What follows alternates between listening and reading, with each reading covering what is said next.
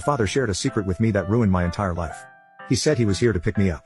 I told him I couldn't go with him, because my father said I wasn't allowed to speak with him. That's when Uncle Mark's tone seemed to change in an instant. He had this scary look on his face for a second, then he told me it was all good. He said he had spoken to my father about the situation, and that my father had changed his mind and asked him to pick me up from school that day. When I refused further, he grabbed my hand and began leading me towards his truck.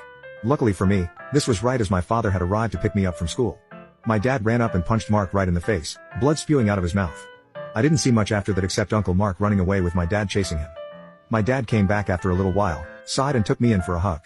He told my mother to take me home, and that he'd see us later. He was lying, and I knew it would be a long time before I saw my father again. 5 years. 5 years my dad was gone. Sometime during this time period, my mom had admitted to us that he was in prison for protecting us. We all knew it was likely because he hurt Uncle Mark.